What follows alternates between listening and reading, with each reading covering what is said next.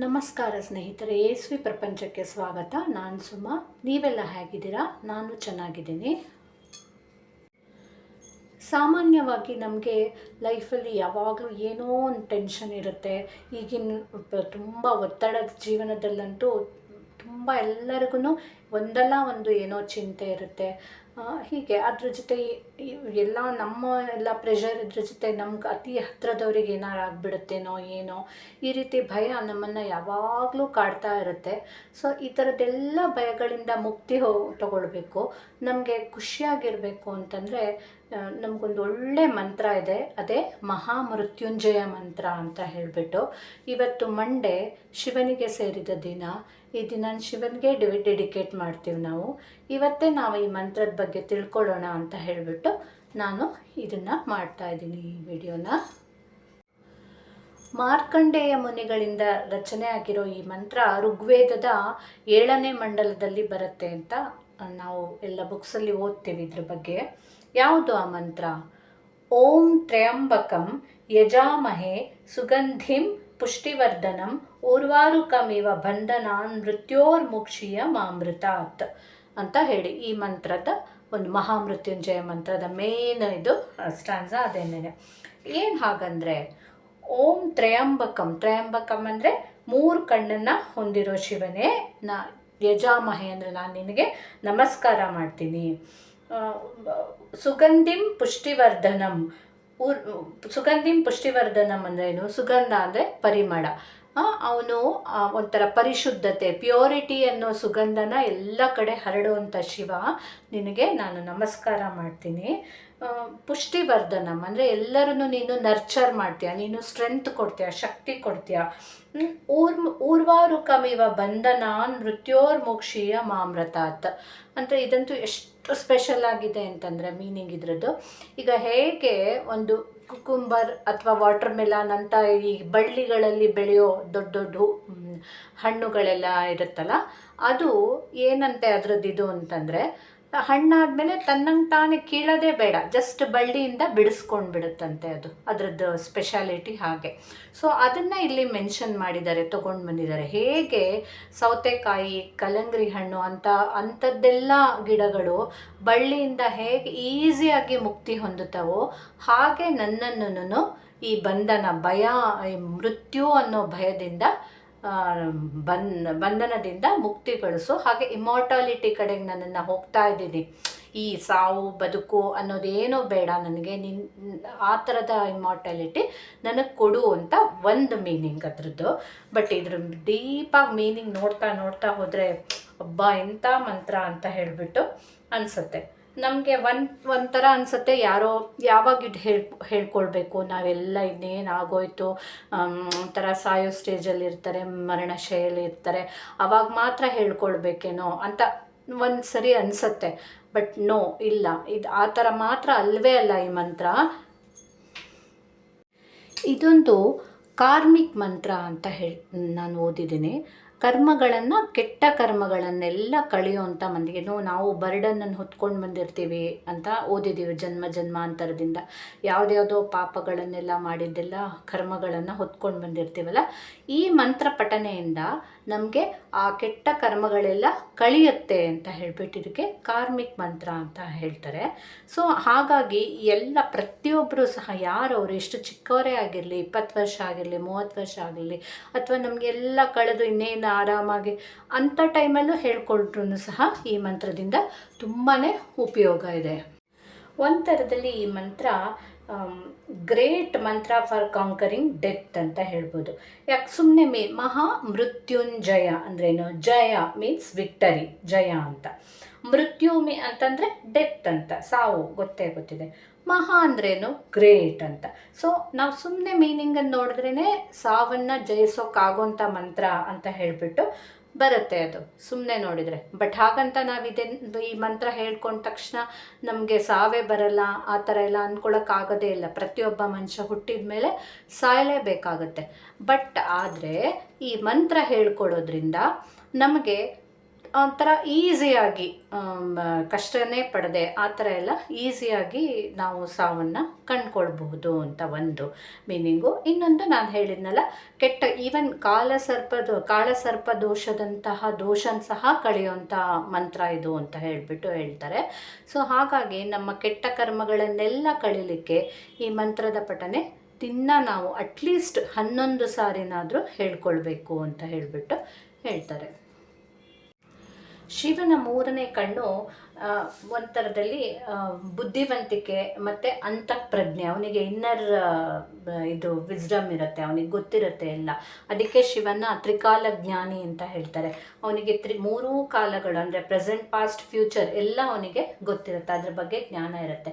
So ನಾವು ಈಗೇನಾದರೂ ಯೋಚಿಸ್ಬೇಕು ಅಂದ ತಕ್ಷಣ ಈ ಹುಬ್ಬಿನ ಮಧ್ಯೆ ಹಿಂಗೆ ಕೈ ಇಟ್ಕೊಂಡು ಯೋಚಿಸ್ತೀವಿ, ಅದು ಆಟೋಮೆಟಿಕಲಿ ಹೇಗೆ ಅದು ಕನೆಕ್ಟ್ ಆಗುತ್ತೆ ಅಂತಂದರೆ ಅಲ್ಲಿ ಒಂದು ನಮಗೂ ಸಹ ಇನ್ನರ್ ಪವರ್ ಇರುತ್ತೆ ಅಂತ ಹೇಳ್ತಾರೆ. ಅದನ್ನು ನಾವು ಜಾಗೃತಗೊಳಿಸ್ಬೇಕು ಅಂತ ಆಟೋಮೆಟಿಕಲಿ ಹಾಗೆ ಇಟ್ಕೊಂಡಿರ್ತೀವಿ ಅಂತಲೂ ಸಹ ಹೇಳ್ತಾರೆ.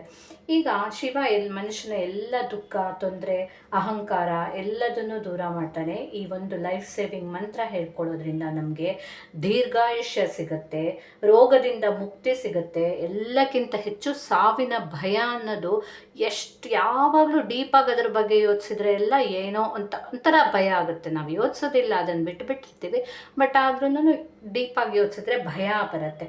ಆ ಸಾವಿನ ಭಯದಿಂದ ನಾವು ಮುಕ್ತಿ ಸಿಗಬೇಕು ಅಂತ ಅಂದ್ಕೊಂಡ್ರೆ ಈ ನಿಜವಾಗ್ಲೂ ನಾವು ಮಹಾಮೃತ್ಯುಂಜಯ ಮಂತ್ರ ಹೇಳ್ಕೊಳ್ಳೇಬೇಕಾಗತ್ತೆ. ಇದರಲ್ಲಿ ಒಂಥರದಲ್ಲಿ ನಮ್ಗೆ ಅವಾಗ ದೈವಿ ಶಕ್ತಿ ನಮ್ಮನ್ನು ಒಂಥರ ಕವಚದ ಥರದಲ್ಲಿ ನಮ್ಮನ್ನು ಕಾಪಾಡುತ್ತೆ, ದುಷ್ಟಶಕ್ತಿಗಳನ್ನೆಲ್ಲ ನಾಶ ಮಾಡುತ್ತೆ.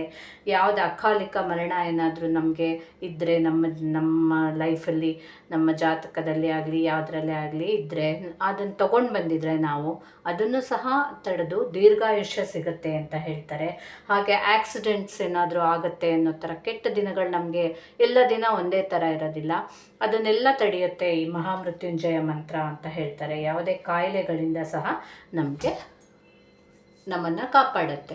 ಸೊ ಇಷ್ಟೆಲ್ಲ ಪವರ್ಫುಲ್ ಆಗಿರೋ ಈ ಮಂತ್ರ ಹೇಗೆ ಹುಟ್ಕೊಳ್ತು ಅನ್ನೋದ್ರ ಬಗ್ಗೆ ಒಂದು ತುಂಬ ಚೆನ್ನಾಗಿರೋ ಕತೆ ಇದೆ. ಅದೇನು ಅಂತಂದರೆ, ಈ ಪುರಾಣ ಕಥೆಗಳ ಪ್ರಕಾರ ಮೃಕಾಂಡು ಅಂತ ಹೇಳಿಬಿಟ್ಟು ಒಬ್ಬ ಶಿವ ಋಷಿ, ಅವನಿಗೆ ತುಂಬ ಶಿವನ ಭಕ್ತ ಆಗಿರ್ತಾನೆ, ತುಂಬ ಪರಮ ಜ್ಞಾನಿ ಆಗಿರ್ತಾನಂತೆ. ಅವನಿಗೆ ಒಂದೇ ಒಂದು ದುಃಖ ಏನು ಅಂತಂದರೆ ಅವನಿಗೆ ಮಕ್ಕಳಿರೋದಿಲ್ಲ. ಸೊ ಅದೇ ಚಿಂತೆ ಇರುತ್ತೆ. ಕೊನೆಗೆ ಅವನೇನು ಮಾಡ್ತಾನೆ, ಶಿವನ ಕುರಿತು ನಾನು ತಪಸ್ಸು ಮಾಡಿದರೆ ಆವಾಗ ನನಗೇನಾದರೂ ಒಳ್ಳೆಯದಾಗುತ್ತೆ ಅಂತ ಹೇಳಿಬಿಟ್ಟು ದೊಡ್ಡ ಗ್ರೇಟ್ ಪ್ಲಾನ್ಸ್ ಮಾಡ್ತಾನೆ. ಶಿವನ ಕುರಿತು ತಪಸ್ಸು ಮಾಡಿದಾಗ ಶಿವ ಪ್ರತ್ಯಕ್ಷ ಆಗಿಬಿಟ್ಟು ಅವನಿಗೆ, ಆಯಿತು ನಿನಗೆ ಒಬ್ಬ ಮಗ ಹುಟ್ತಾನೆ, ತುಂಬ ನಿನ್ನ ಹಾಗೆ ತುಂಬ ಬುದ್ಧಿವಂತ ಆಗಿರ್ತಾನೆ, ಆ ಥರ ಒಬ್ಬ ಮಗ ಹುಟ್ತಾನೆ ನಿನಗೆ. ಬಟ್ ಒನ್ ಡೇ ಏನು ಅಂತಂದರೆ ಅವನಿಗೆ ತುಂಬ ಕಡಿಮೆ ಆಯುಷ್ಯ ಇರುತ್ತೆ, ಅವನಿಗೆ ಶಾರ್ಟ್ ಲೀವ್ಡ್, ಅವನು ತುಂಬ ವರ್ಷ ಬದುಕೋದಿಲ್ಲ, 16 ವರ್ಷ ಬದುಕ್ತಾನಷ್ಟೇ ಅಂತ ಹೇಳಿಬಿಟ್ಟು ಹೊಟ್ಟೋಗ್ಬಿಡ್ತಾನೆ ಶಿವ. ಸೊ ಇವನು ಫಸ್ಟ್ ಏನು ಮಾಡೋದು, ಅಷ್ಟು ವರ್ಷನೇ ಖುಷಿಯಾಗಿರ್ತಾನೆ. ಇನ್ನೇನು ಹತ್ತಿರ ಬಂತು, ಸ್ವಲ್ಪ ಅವನ ಹುಡುಗ ದೊಡ್ಡವನಾದಾಗ ಅವನಿಗೆ ಮಾರ್ಕಂಡೇಯ ಅಂತ ಹೇಳಿ ಹೆಸರಿಡ್ತಾನೆ. ಮೃಕಾಂಡು ಆಗಿರೋದಕ್ಕೆ ಅವನ ಮಗ ಮಾರ್ಕಂಡೇಯ ಅಂತ. ಸರಿ, ಅವನಿಗೆ ಒಂದು ಹೆಸರನ್ನು ಇಡ್ತಾನೆ, ಮಾರ್ಕಂಡೇಯ ಅಂತ ಹೆಸರಿಟ್ಬಿಟ್ಟು ಸ್ವಲ್ಪ ದೊಡ್ಡವನಾದಮೇಲೆ ಅವನ ಹತ್ರ ಇದ್ದ ಹಾಗೆ ನಿಜಾನೇ ಹೇಳಿಬಿಡ್ತಾನೆ, ಹೀಗೆ ನಿನ್ನನ್ನು ನಾನು ಶಿವನ್ ತಪಸ್ಸು ಮಾಡಿಬಿಟ್ಟು ನಿನ್ನನ್ನು ಪಡ್ಕೊಂಡಿರೋದು. ಆದರೆ ಒಂದು ಏನಂದರೆ, ಆವಾಗಲೇ ಶಿವ ಹೇಳಿದ್ದಾರೆ ಏನಂತಂದರೆ, ನಿನಗೆ ಜಾಸ್ತಿ ಆಯುಷ್ಯ ಇಲ್ಲ, ತುಂಬ ನೀನು ಕಡಿಮೆ ವರ್ಷ ಬದುಕ್ತೀಯ, ಬರೀ 16 ವರ್ಷ ಬದುಕೋದು ಅಂತ ಹೇಳಿದ್ದಾರೆ ಅಂತ ಹೇಳ್ತಾರೆ. ಆವಾಗ ಅವನೇನು ಹೇಳ್ತಾನಂತೆ, ಆ ಹುಡುಗ, ನೀನೇನು ಯೋಚನೆ ಮಾಡಬೇಡ, ನಾನೇ ಶಿವನ ಕುರಿತು ತಪಸ್ಸು ಮಾಡಿಬಿಟ್ಟು ಶಿವನ್ ಒಲಿಸ್ಕೊಳ್ತೀನಿ ಅಂತ ಹೇಳಿಬಿಟ್ಟು ಆವಾಗಲೇ ಅವನು ಈ ಮಾರ್ಕಂಡೇಯ ಈ ಮಂತ್ರನ ರಚಿಸಿರೋದು ಅಂತ ಹೇಳ್ತಾರೆ. ಮಾರ್ಕಂಡೇಯನೇ ಈ ಮಹಾಮೃತ್ಯುಂಜಯ ಮಂತ್ರನ ತಾನೇ ರಚಿಸ್ಬಿಟ್ಟು ಅದನ್ನು ಹಿಡ್ಕೊಂಡು ಆ ಮಂತ್ರನ ಹೇಳ್ತಾನೆ ತಪಸ್ಸು ಮಾಡ್ತಾ ಇರುವಾಗ ಹಾಗೆ 16 ವರ್ಷ ಅವನಿಗೆ ಕಂಪ್ಲೀಟ್ ಆಗುತ್ತೆ. ಯಮ ಅವನನ್ನು ಕರ್ಕೊಂಡು ಹೋಗಬೇಕು ಅಂತ ಬರ್ತಾನಂತೆ.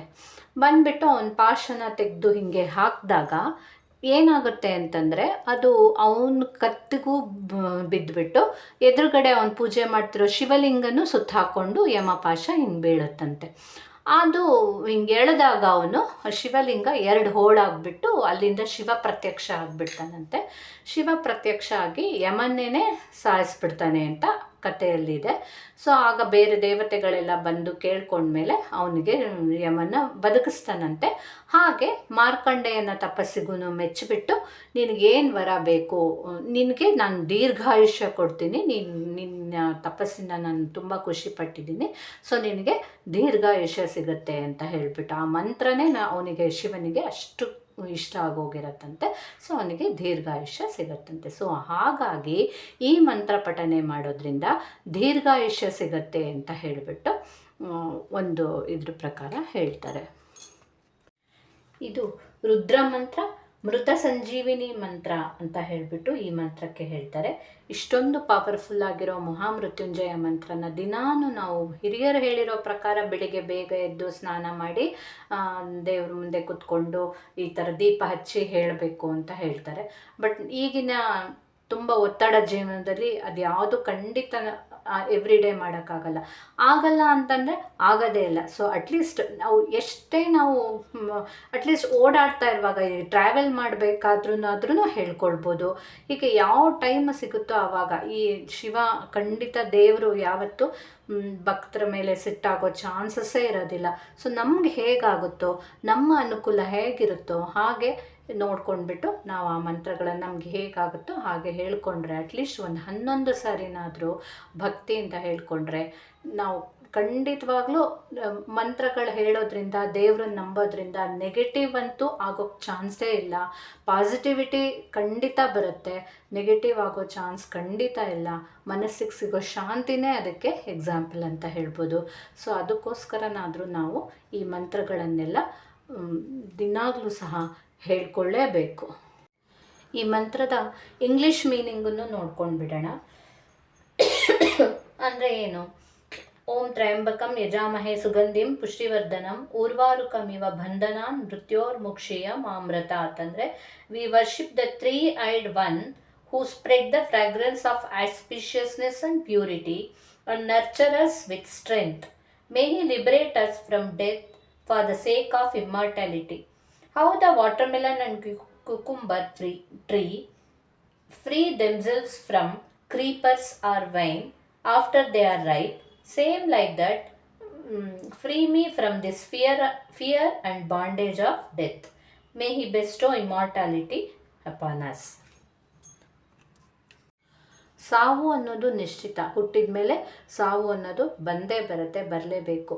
ಆದರೆ ಯಾರಿಗೂ ಸಹ ಅಕಾಲಿಕ ಮರಣ ಆಗಲಿ, ಏನೇನೋ ಆಕ್ಸಿಡೆಂಟ್ಸ್ ಆಗಲಿ, ಆ ಥರ ಎಲ್ಲ ಏನೋ ಕಳೆಯೋಲಿಕ್ಕಾಗ್ದಿದ್ದಂಥ ಕಾಯಿಲೆಗಳು ಬರೋದು, ಆ ಥರದ್ದೆಲ್ಲ ಆಗದೇ ಇರಬಾರ್ದು ಅಂತಂದರೆ ಖಂಡಿತ ನಾವೆಲ್ಲ ಈ ಮಂತ್ರನ ಹೇಳ್ಕೊಳ್ಳೇಬೇಕು, ಹೇಳ್ಕೊಂಡು ಅದರ ಪ್ರಯೋಜನನ ಪಡ್ಕೊಳ್ಳೇಬೇಕು ಅಂತ ನನಗನ್ಸುತ್ತೆ. ನಿಮಗೇನನ್ಸುತ್ತೆ ಹೇಳಿ, ಕಮೆಂಟ್ ಮಾಡಿ. ನಿಮ್ಗೆ ಇಷ್ಟ ಆಗಿದ್ದರೆ ಖಂಡಿತ ನೀವು ಇದನ್ನು ಕೇಳಿ ದಿನಾನೂ ಪ್ರಾಕ್ಟೀಸ್ ಮಾಡಿ ಹೇಳ್ಕೊಳ್ಳಿ. ಹಾಗೆ ನನ್ನ ಚಾನಲನ್ನು ಖಂಡಿತ ಮರೀದೆ ಸಬ್ಸ್ಕ್ರೈಬ್ ಮಾಡಿ. ಖಂಡಿತ ಸಬ್ಸ್ಕ್ರೈಬ್ ಮಾಡಲೇಬೇಕು ನೀವು. ಲೈಕ್ ಮಾಡಿ, ಹಾಗೆ ಕಮೆಂಟ್ ಮಾಡಿ ನನಗೆ ಇದ್ರ ಬಗ್ಗೆ ಹೇಗಿದೆ ಅಂತ ತಿಳಿಸಿ. Thank you.